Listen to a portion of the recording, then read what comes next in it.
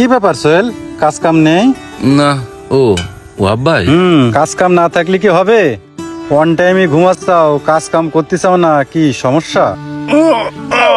না ভাই, কাজ কাম তো কম, তাই একটু বসেছিলাম। ও, কাজ কাম কম তো তাহলে তো একটু সমস্যা। ঈদ চলে গেল, সবারই কাজ কাম একটু কম। না ভাই, যা আসছে সমস্যা নেই, চলতিছে ভালোই।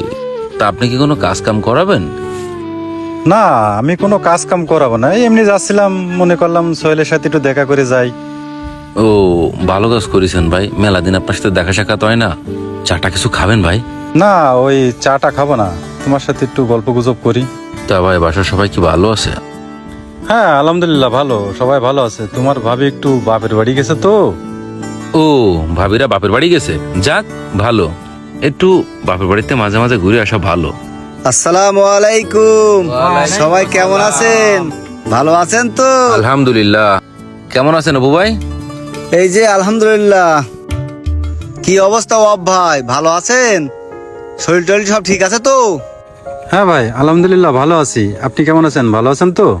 আলহামদুলিল্লাহ ভালো আছি। তা আপনার বাসা থেকে কি অবস্থা? আছে ভাই, সবকিছুই ভালো আছে। আপনার ছোট ভাইরে যে টাকা পয়সা দিয়ে মানুষ করলেন, আর আপনার ছোট ভাই আপনার সাথেই 2 নম্বরই করলো।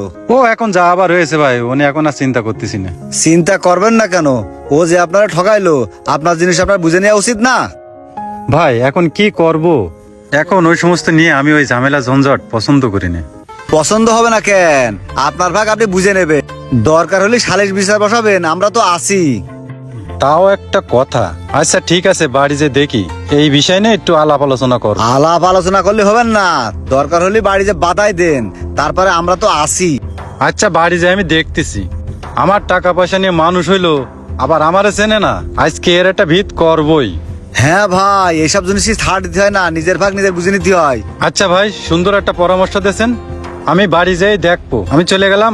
আচ্ছা সোহেল, তুমি তাহলে বসো, আমি চলে গেলাম। আচ্ছা ভাই, বাড়ি যান, বাড়ি যে দেখেন বিষয়টা। আচ্ছা ঠিক আছে, বাড়ি যেয়ে এর একটা ভিত করতেই হবে। সোহেল ভাই, কি অবস্থা, ভালো আছেন? এই তো ভাই আছি, এই আপনাকে দোয়াই ভালোই আছি।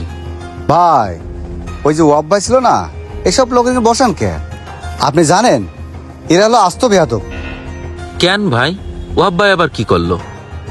আরে ভাই জানেন না, ও হলো ছোট ভাইয়ের সবকিছু ফাঁকি দিয়ে নিয়েছে, ওর চরিত্র ভালো না। কি করছেন ভাই? ওহাব ভাই সম্পর্কে আপনি এরম কথা করছেন কেন? আমি তো এরম কিছু জানি না যে ওনার চরিত্র ভালো না। ভাই আপনি জানবেন কি করে? আপনি তো থাকেন সারাদিন সেলুনের ভিতরে, আপনি কি এসব খোঁজখবর রাখেন? এলাকার কোথায় কি হচ্ছে এসব খোঁজখবর তো আপনি রাখেন না, তা বুঝবেন কি করে? কি করছেন ভাই আপনি? কি হয়েছে ভাই? আরে ভাই, বাড়ি বউ থাকতি দেশের মহিলাদের সাথে ওর আড্ডা। কি করছেন ভাই? আমি তো এরম কোনোদিন কোনো কিছু শুনলাম না ভাই। শুনবেন কি করে? এইসব খবর আমার কাছে আসে। শোনেন, সব ধরনের লোকজন এই দোকানে ঢুকতে দেবেন না। না ভাই, সব ধরনের লোকই তো আমার কাছে আসে, আমার কি এরম করলে হয় ভাই? সব ধরনের লোকই তো আমার দোকানে আসতেই হয়। ভাই তুমি তো বুঝলে না আমার কথা, যখন বিপদে পড়বা তখন আমার কথা মনে পড়বে। আচ্ছা ঠিক আছে ভাই, সে বিপদ আসুক, সেই সময় দেখা যাবে না। আচ্ছা ঠিক আছে, বললাম শুনলে না, পরে বুঝবানে। ও, আবার আজান দিয়ে দিয়েছে ভাই, তাহলে নামাজ পড়তে গেলাম। অপু ভাই। কি আবার কিছু বলবা? হ্যাঁ ভাই, কোনে যাচ্ছেন আপনি? আরে ভাই, আমি তোমাকে বললাম না আজান দিয়ে দিয়েছে, নামাজ পড়তে যাব। অপু ভাই, নামাজ পড়তে যাওয়া লাগবে কি হত্তি? আপনার নামাজ পড়তে যাওয়া লাগবে না। ওই সোহেল, কি করছো তুমি? নামাজ কেমন জানি মাফ হয়ে গেছে নাকি?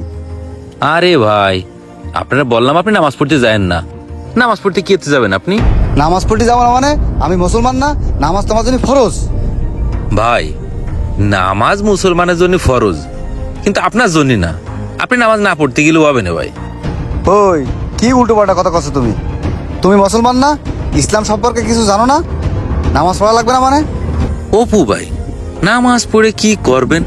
নামাজ পড়ে কোনো লাভ আছে কোন তো? ওই কি করছো তুমি? নামাজ পড়ে লাভ নেই মানে? এটা তো আল্লাহ আমাদের জন্য ফরজ করে দিয়েছে। ভাই, আল্লাহ নামাজ ফরজ করে দিয়েছে বললেই কি পড়তে হবে? আল্লাহ আদেশ দিয়েছে, সেটা আমার করতে হবে। আল্লাহর আদেশ নিষেধ তো মানতে হবে। ভাই, আমি তো জানি হারাম জিনিস খেলে নামাজ হয় না, তাহলে আপনার নামাজ পড়তে যাওয়ার কি দরকার? হারাম জিনিস খাই মানে? ওই আমি কি সুদ ঘুষ খাই নাকি যে আমি হারাম জিনিস খাই? ভাই, হারাম কি খালি সুদ ঘুষেই? মৃত ভাইয়ের গোস্ত খাওয়া কি হারাম না? তুমি কি করছো? আমি মৃত ভাইয়ের গোশ খাবো মানে? অপু ভাই, পরনিন্দা করা বা গীবত করা এটা যে মৃত ভাইয়ের গোস্ত খাওয়ার মতো সমান অপরাধ, এটা কি আপনি জানেন না? এই যে ওহাব ভাই এতক্ষণ এই জায়গায় বসেছিল, আপনি ওহাব ভাইয়ের তার ছোট ভাই সম্পর্কে কত কথা বললেন, আর সেই যখন ওহাব ভাই চলে গেল তখন আপনি আমার কাছে ওহাব ভাইয়ের নামে কত বদনাম করলেন। আপনি যে আমার এই জায়গা থেকে বেরোয় বাইরে যে আরেকজনের কাছে আমার সম্পর্কে কিছু বলবেন না, তার কি কোনো গ্যারান্টি আছে? ভাই, আমি গিবত করলাম কখনো? আমি যেটা সত্যি সেটাই বলেছি, আর আমি তোমার নামে গিবত করতে যাবো কেন? ভাই, একজন লোকের অনুপস্থিতিতে তার নামে নিন্দা করাটা কিন্তু গীবত করা। ভাই ভাই, আপনি যে অন্য একজনের কাছে আমার কথা বলবেন বা গীবত করবেন, এ তো জানাই আছে ভাই।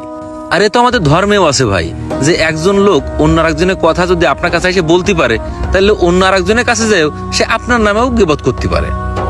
তাই বলি কি ভাই, আপনি 5 ওয়াক্ত নামাজ কালাম পড়েন, আপনি একজন ভালো মানুষ। শুধু আপনার এই একটাই সমস্যা আছে যে আপনি একজনের কথা আরেকজনের লাগান, এটা করেন না ভাই। আপনি কিন্তু এর উল্টোটাও করতে পারতেন। আপনি ওহাব ভাইয়ের সাথে ওহাব ভাই ছোট ভাইয়ের নামে ভালো একটা কথা বলতে পারতেন, তাদের সম্পর্কটা ভালো করে দিতে পারতেন। তাতে কি হতো? ওদের সম্পর্কটা মজবুত হতো, আপনি সবের ভাগিদার হতেন। উল্টো আপনি কি করলেন? আপনি তার নামে গিয়ে বদগায়ে দিলেন। তাতে কি আপনি পাপের ভাগিদার হয়ে গেলেন না ভাই?